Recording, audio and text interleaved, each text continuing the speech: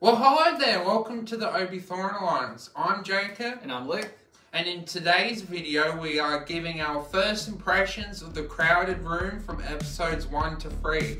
If this appeals to you, like and subscribe, hit that notification bell, and find out our thoughts.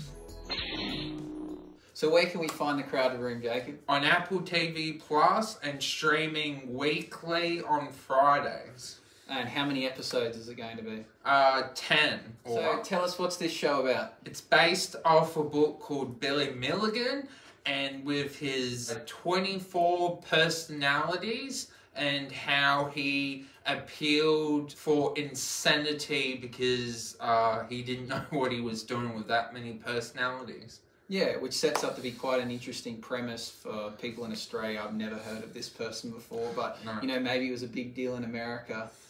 So what's happened so far in the first 3 episodes? Basically what's happened is Tom Holland is actually playing Danny, and that's through different reasons, the change of the name. But what's going on so far is a crime has happened, and then we're going from the crime 3 years with the investigation with Tom Holland, and then they are going from what has he been doing in these 3 years. So he's been getting bullied, selling drugs, and different things, and we're trying to work out is what he's saying true or just made up, and the twists and turns are from there.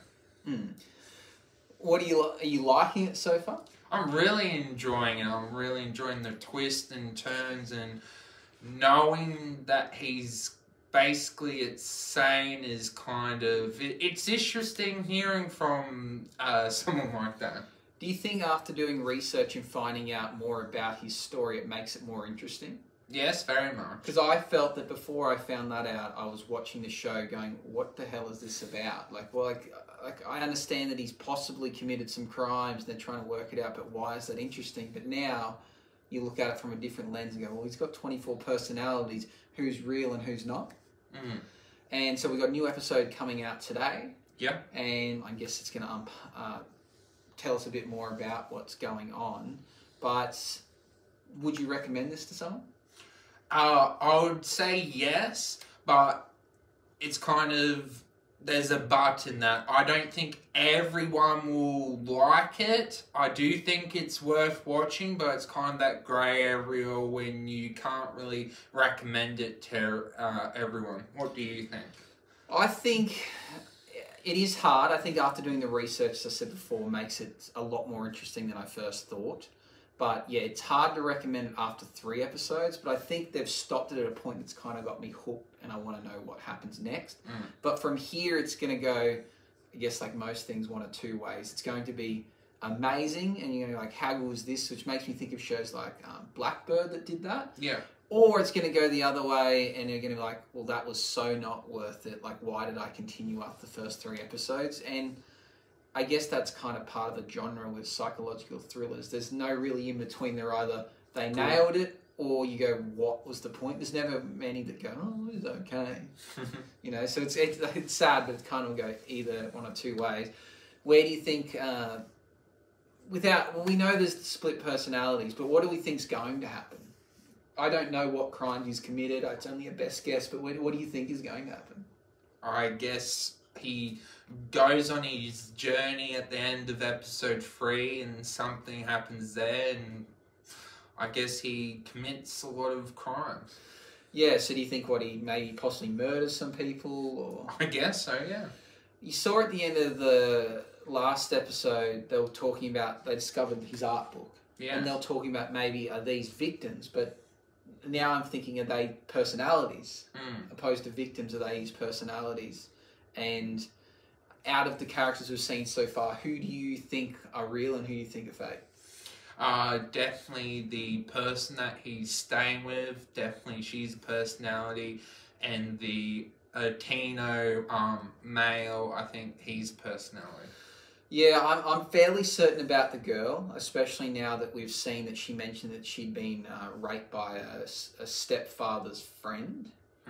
But then now that and then they were trying to shoot someone at the start, and then it got revealed that that was his stepfather, and that makes me think that they're the same person, and maybe he was actually raped by that gentleman and not her, and that's why she's made up.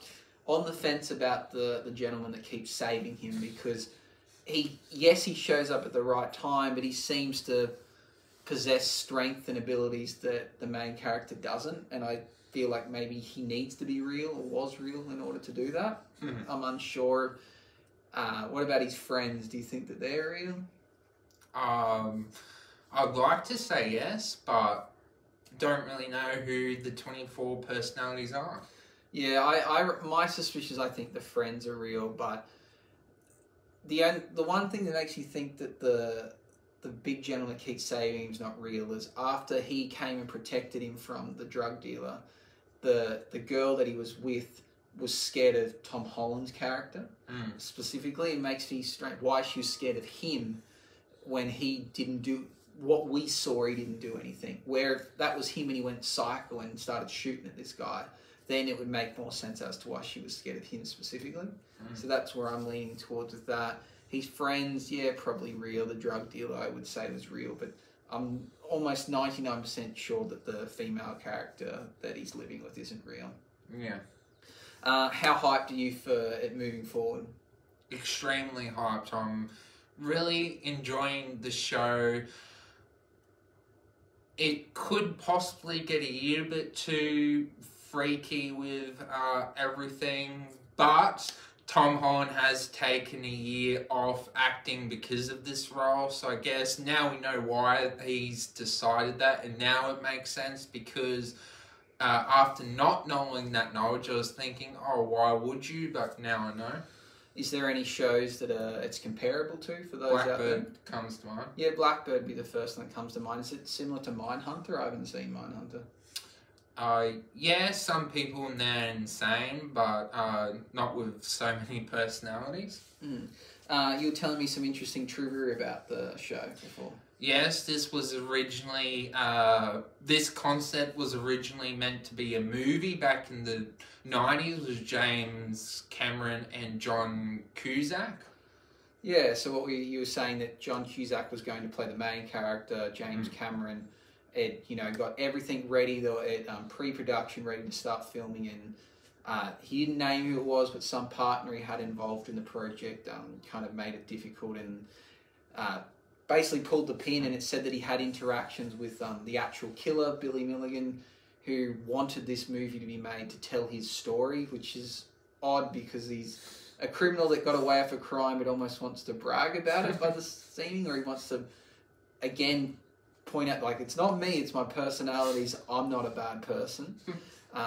And it's James Cameron was quoted to say that he, after meeting him and interacting with him, he didn't want to make it anymore, and he didn't like the guy. So, but Apple have now wanted to. Apple has taken it on, and I'm really, really enjoying it. Me too.